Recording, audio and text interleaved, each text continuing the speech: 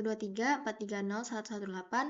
Saya merupakan mahasiswi Teknik Biomedis Institut Teknologi Sumatera semester 4. Tujuan saya membuat video ini adalah untuk menyelesaikan tugas laporan praktikum Teknik Biomedis 2 modul 4 dengan judul dioda. Pada praktikum modul ini memiliki 3 tujuan, yaitu yang pertama adalah memahami karakteristik dioda bahan germanium dan silikon, dan dioda Zener. Yang kedua, memahami aplikasi dioda pada rangkaian penyarah, dan yang ketiga adalah memahami penggunaan dioda pada rangkaian filter sederhana. Pada modul ini kita melakukan 3 percobaan, yaitu percobaan pertama, percobaan karakteristik dioda. Pada percobaan karakteristik dioda ini, pertama-tama kita menyiapkan semua alat dan bahan pada meja praktikum. Di sini saya menggunakan aplikasi Proteus. Alat dan bahannya di sini ada dioda 1N4007 sebagai dioda silikon, dioda 1N4735A sebagai dioda Zener, dioda OAS91 sebagai dioda germanium, resistor, dan visin. Lalu kita buat rangkaian seperti pada gambar, yaitu seperti ini.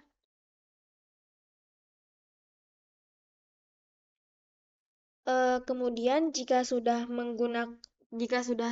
rangkaian tersusun seperti pada gambar, sesuaikan bentuk besaran nilai dari resistor, yaitu 150K. Pada percobaan pertama, kita akan mencoba karakteristik dioda pada dioda silikon. Dioda silikon itu 1N4007. Di sini kita akan mengganti terlebih dahulu.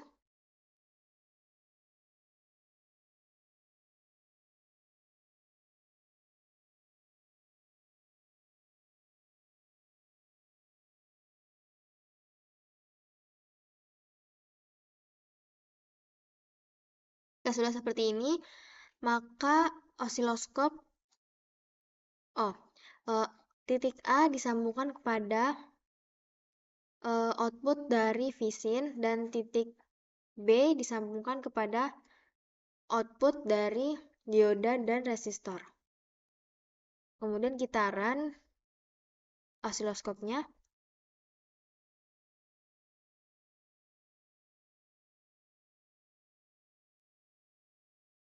Bentuk dari sinyal osiloskop adalah seperti ini. Jika bentuknya agak kurang terlihat, kita dapat menyesuaikan pada besaran waktu dan besaran tegangan pada tempat ini.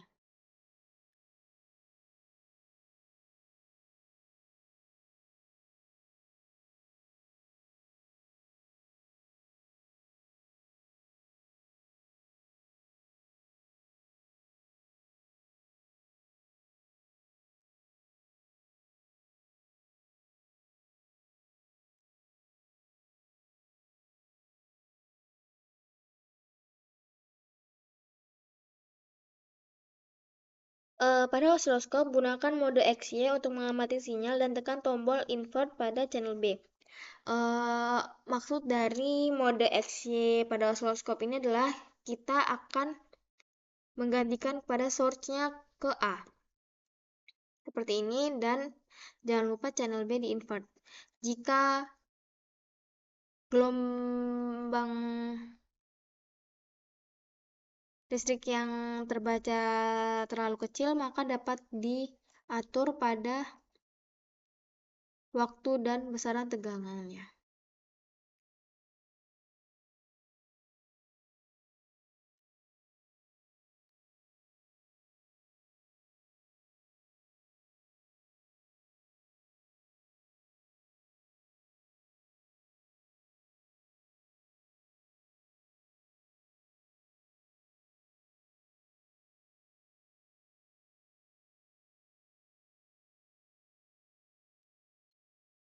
Jika sudah seperti ini, lakukan pengamatan dan catatlah besaran tegangan cut-in dan breakdown pada dioda silikon. Untuk melihat cut-in, maka kita dapat melihat pada grafik ini. Cut-in itu adalah saat dia tegangannya melebihi batas minimal dari dioda tersebut sehingga grafiknya akan menjulang ke atas.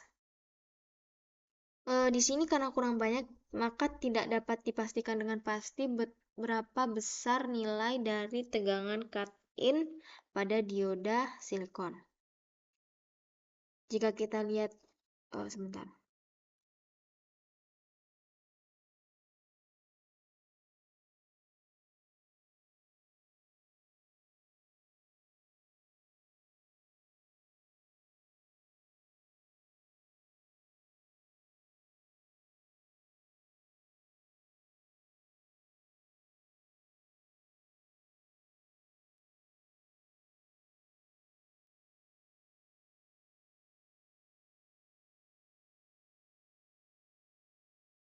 Pada ini seperti ini, mungkin kita dapat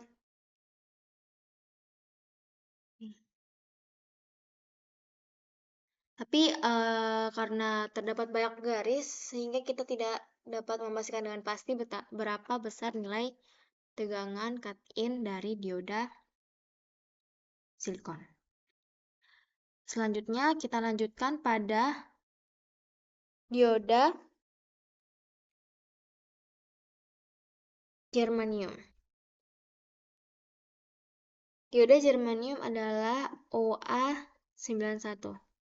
Di sini kita ganti dioda silikon ke dioda OA91 yaitu germanium. Kita tempatkan di sini.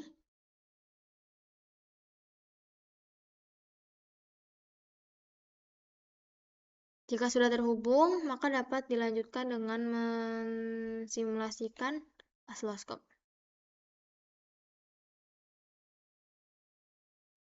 Karena di sini tidak terlihat, maka kita dapat mengaturnya pada di sini.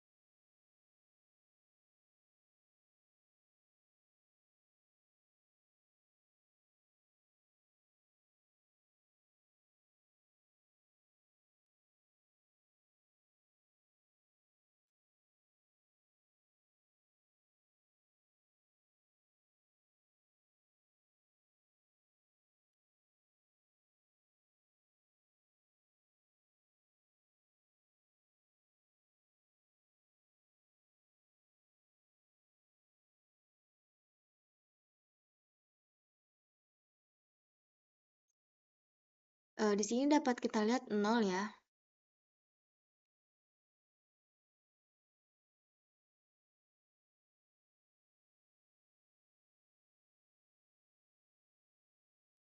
Seperti dioda silikon, dioda germanium ini juga memiliki banyak garis pada sinyalnya sehingga kita tidak bisa dapat mengukur dengan pasti besar nilai tegangan cut-in dari dioda germanium ini.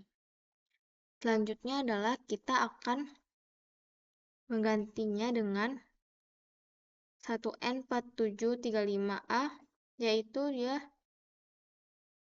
dioda dari Zener.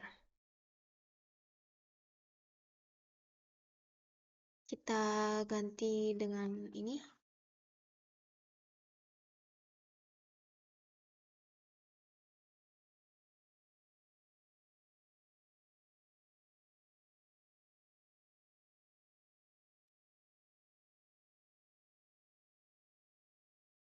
Lalu kita jalankan oscilloscope-nya.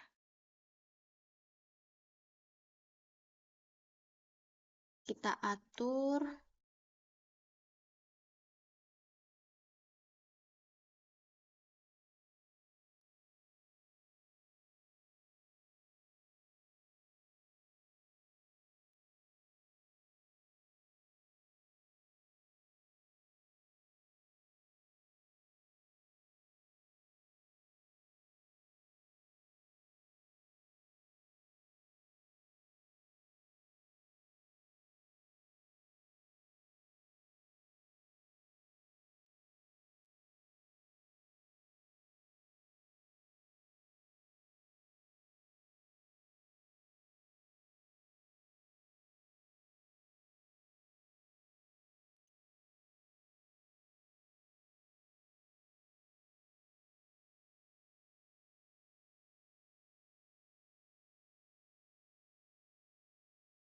ini 0 di sini untuk sumbu X.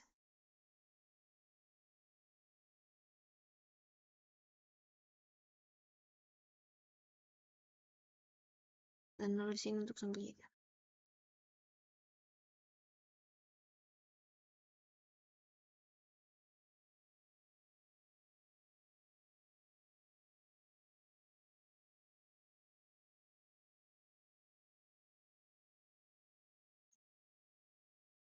Seperti yang kita tahu, sebenarnya dengan rangkaian seperti ini, kita tidak dapat menghitung dengan pasti besar nilai dari tegangan cut-in dan tegangan breakdown masing-masing dioda. Sehingga kita dapat membuat rangkaian menjadi lebih sederhana. Rangkaian sederhana ini adalah di sini ada generator DC yang berfungsi untuk sumber arus. Di sini ada probe current sebagai menghitung arus yang mengalir.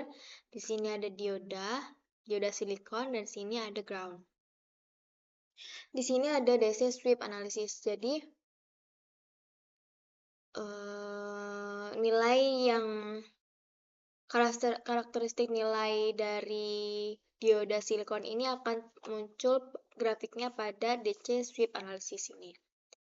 Oke. Pertama-tama kita atur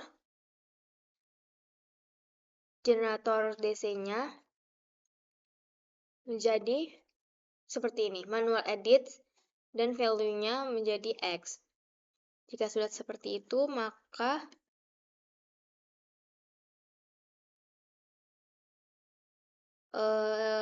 probe current-nya kita ganti nama menjadi ID, D2, dan ground. Pada pengaturan DC sweep analysis, sweep variabelnya X, start value-nya min 50, stop value-nya 15, nominal value-nya 500M, nama step-nya 100, left axis sama right axis min 50 dan 50. Jika sudah seperti itu, maka tinggal spasi pada DC sweep analysis. Simulasi. Jika ingin melihat lebih dalam, tinggal klik seperti ini.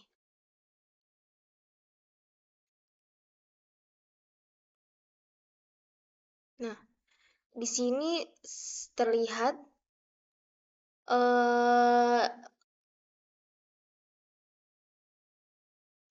ID-nya akan naik signifikan pada X 7,6 ya. Kita bisa lihat di sini seperti ada lekukan. Nah,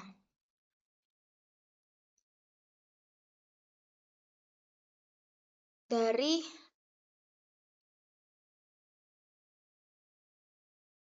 1,37 jadi 1,34.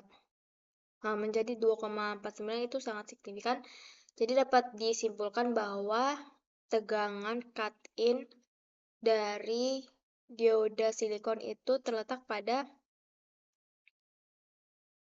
700.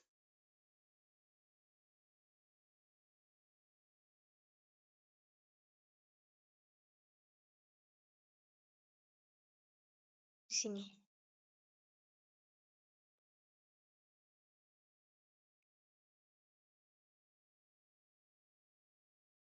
Antara 700 sampai 855 ya.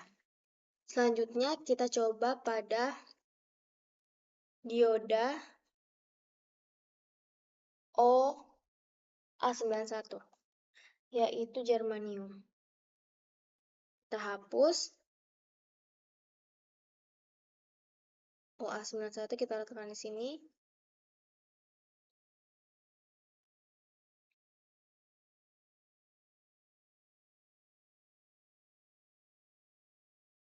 Lalu kita simulasi. Nah,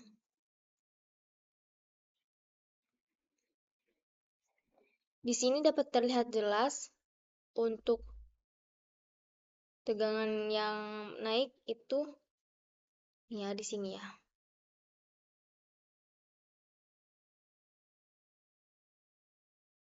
Sebesar 402.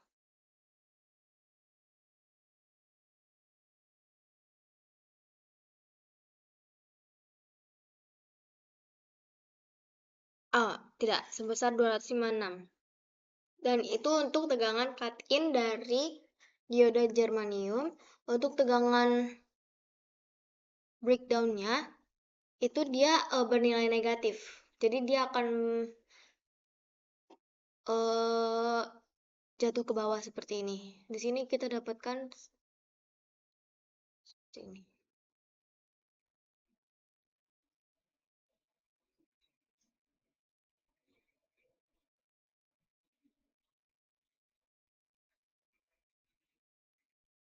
Min 22,8. Sekitar min 22,8. Itu untuk tegangan cut-in dan tegangan breakdown dari dioda germanium. Untuk dioda Zener, maka kita akan memakai IN4735A.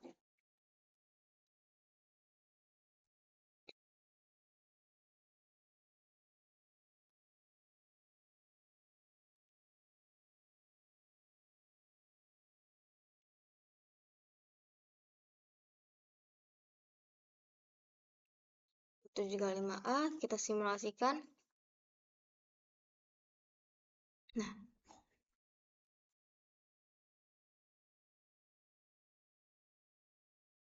di sini ya kita dapat melihat dapat diperbesar.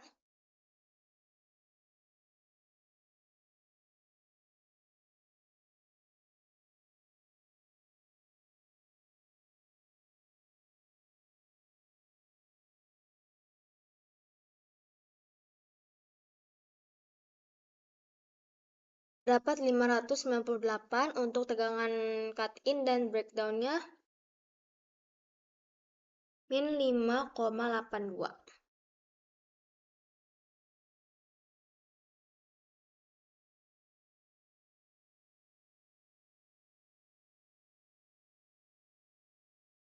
Itu untuk tegangan cut-in dan tegangan breakdown dari dioda Zener.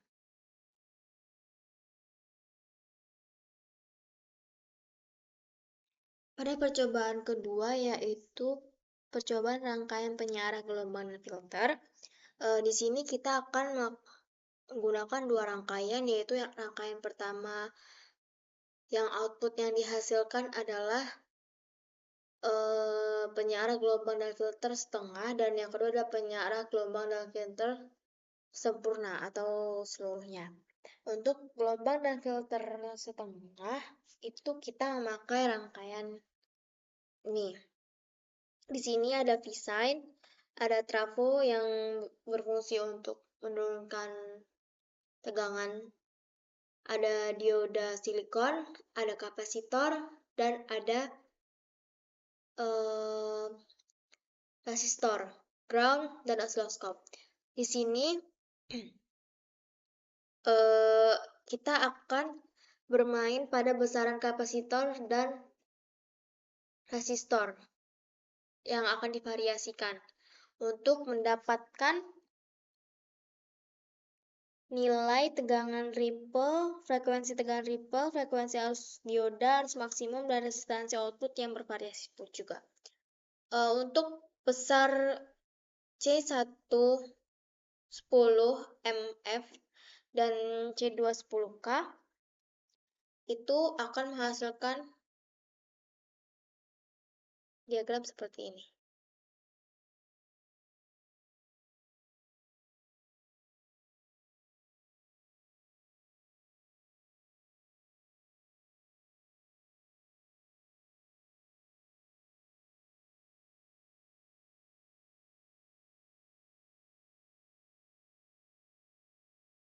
Seperti ini kita sesuaikan.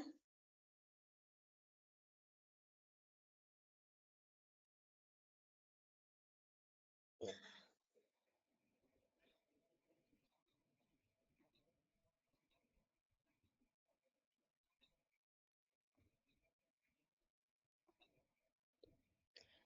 ini adalah yang disebut tegangan ripple yang ada di channel A.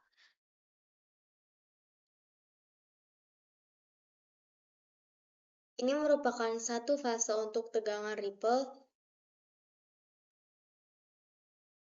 ini, dan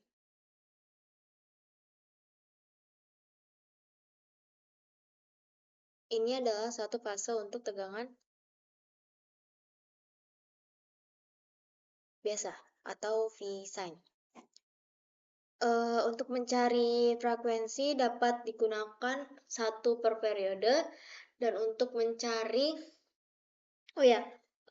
tegangan peak sendiri adalah tegangan puncak yang dihitung pada ripple di sini. Di sini adalah 15,25 mV untuk tegangan puncak atau VP yang digunakan untuk mendapatkan tegangan ripple secara perhitungan.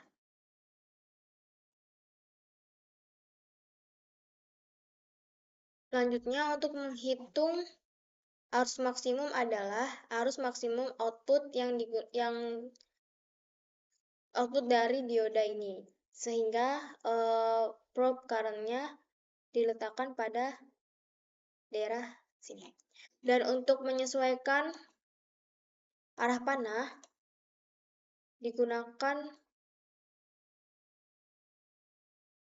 disesuaikan sebelum diletakkan seperti ini, menghadap ke bawah.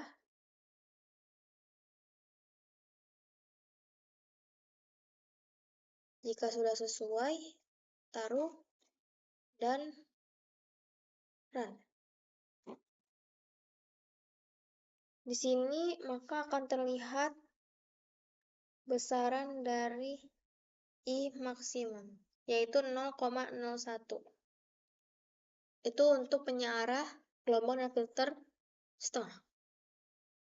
Selanjutnya adalah pada rangkaian kedua, ditambahkan dioda silikon pada kabel salah satu output dari trafo. Di sini ditambahkan dioda silikon. Kemudian osiloskop disambungkan seperti pada rangkaian sebelumnya, yaitu titik A pada output dan titik B pada input dari trafo atau keluaran dari V sin. Selanjutnya adalah mensimulasi osiloskop.